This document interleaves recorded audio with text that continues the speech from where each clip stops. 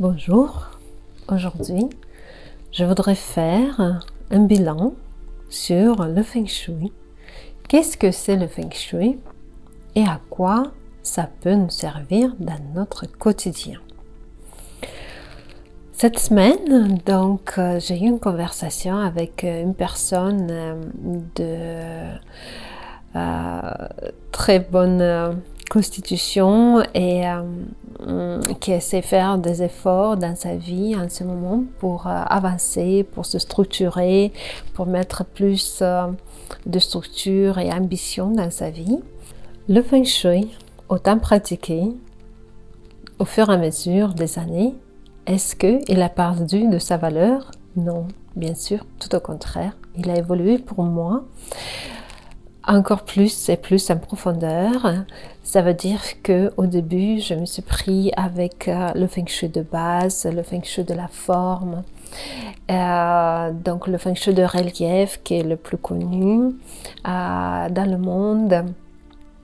Et donc on commence avec la propriété, où est-ce qu'elle se situe, comment est-ce qu'elle est située, est-ce qu'on a un plan d'eau devant la propriété, ou est-ce que la végétation elle est bien resplendissante, est-ce que on a un bon voisinage, est-ce que les odeurs sont des bonnes odeurs, est-ce que l'énergétique elle est active ou inactive, est-ce qu'elle est trop active ou trop inactive.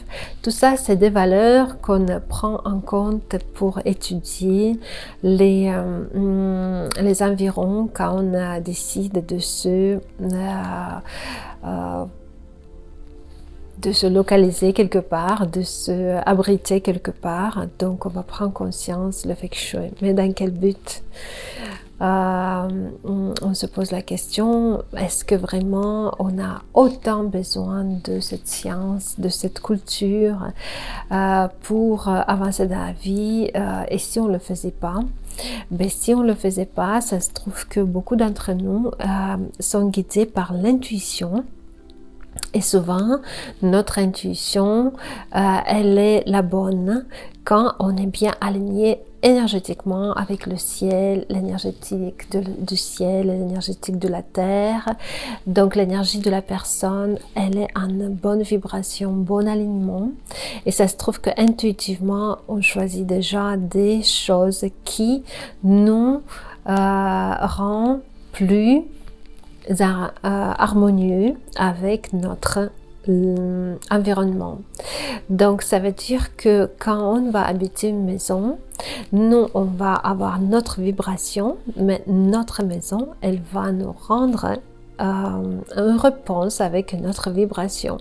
Et souvent donc on se met dans une harmonie avec notre maison. Ça veut dire que nous on va lui apporter des soins, on va lui introduire une énergétique, une signature vibratoire qui va être particulière à nous-mêmes. Et la maison, elle va nous rendre une bonne énergétique, ou souvent elle va vouloir nous protéger. Donc c'est vraiment une ambiance qui s'installe de synergie et de symbiose. Donc les maisons comme si elles étaient vivantes et presque comme si elles avaient une conscience. Mais ça c'est notre niveau, c'est ça ce que je voulais dire, que à force de pratiquer, à force d'avoir cette sensibilité de vibration autour de nous, on avance et on finit par avoir une certaine sensibilité aux nos alentours, aux nos environs. Donc, pour répondre à la question de mon ami, est-ce que c'est vraiment important de appliquer le Feng Shui dans sa vie? Moi, bien sûr, je réponds oui à tous les 100%, puisque je connais ma vie avant d'appliquer le Feng Shui et je connais la vie après avoir pratiqué le Feng Shui. Et c'est là que j'ai commencé à vivre ma vie pleinement en mettant tout de mon côté. Ça veut dire que s'il y avait une opportunité à prendre, je l'aurais pris puisque l'environnement était tel pour favoriser cette démarche. Ce que je veux vous apporter aujourd'hui avec cette vidéo, c'est que notre pensée, notre intention pour réaliser quelque chose et la réalisation de ce projet, il s'agit que de énergie. Et l'énergie, elle est si rapide que presque à même moment, on peut dire que la chose, elle se réalise. Seulement, notre monde matériel se interpose et, entre-temps, donc, il s'agit de la foi. De la foi d'arriver du point A jusqu'au point B. Ça veut dire que, et aussi dépend de la foi, si la personne, elle y croit ou pas de la réalisation de ce projet. Dans le Feng Shui, il ne s'agit même pas d'y croire au Feng Shui. Si on le pratique, c'est que ça marche, même si on le croit ou on ne le croit pas.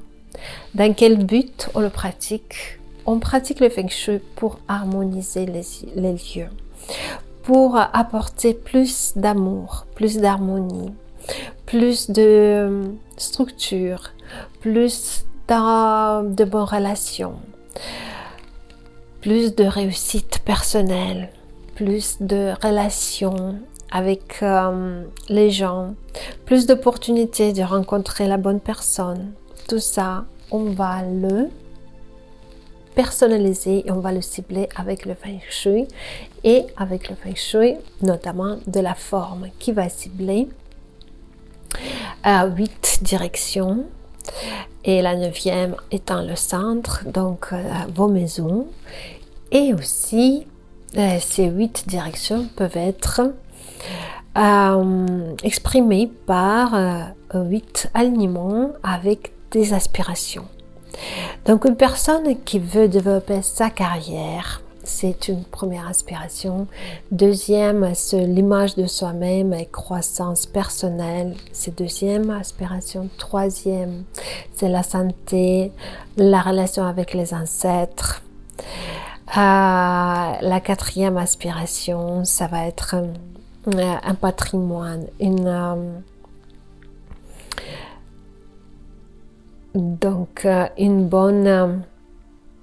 un bon héritage. Et la prochaine, ça va être la victoire, ça va être la reconnaissance. Et par la suite, les relations avec les gens, la relation du couple, le mariage. Par la suite, c'est la créativité. Et les relations avec les gens au travail à travers cette créativité. Et comme dernière aspiration, ça va être les voyages, les relations, de nouveau, mais les relations en tant que connexion. Ça veut dire que je connais un tel, il va m'aider, et ainsi de suite. Donc, et la spiritualité. Voici les aspirations qu'on peut activer et faire évoluer avec le Feng Shui, mais tout ça en superposant sur des directions bien précises qui est le nord, le sud, l'ouest, l'est en tant que 4 directions principales et aussi les directions secondaires, donc nord-ouest, nord-est, sud-ouest et sud-est.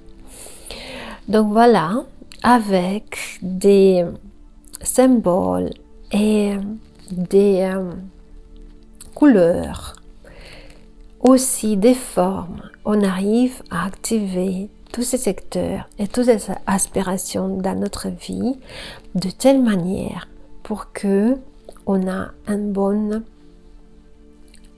harmonie et des bonnes énergies qui se alignent avec nous pour nous donner le maximum de notre potentiel, pour élever notre potentiel, pour réussir bien notre vie.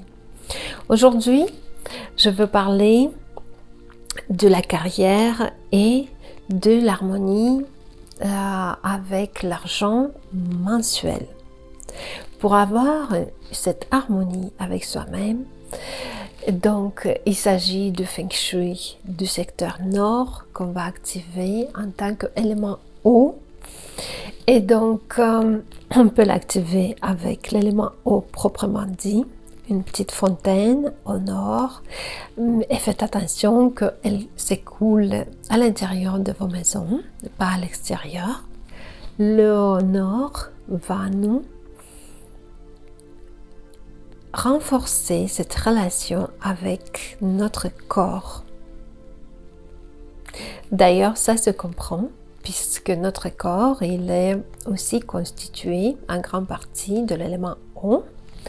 Donc, je vous ai déjà invité dans une de mes anciennes vidéos à faire du yoga ou des exercices le matin. Je insiste là-dessus que ce petit rituel de faire le yoga le matin, c'est un rituel d'enclencher votre revenu mensuel, votre abondance.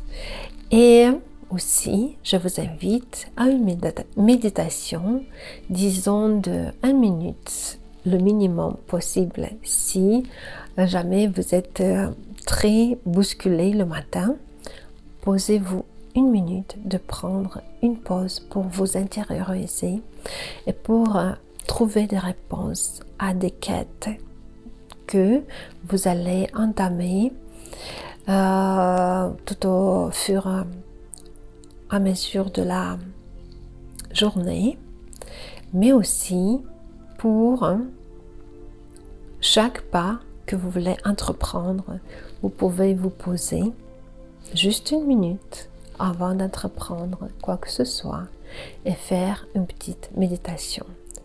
Cette intériorisation va vous connecter à votre source personnelle pour vous donner plein de réponses à vos quêtes. Voici pour aujourd'hui comment est-ce qu'on va activer le nord qui est la carrière dans le Feng Shui et les revenus mensuels. Je vous souhaite le bonheur, un bon alignement et à très bientôt.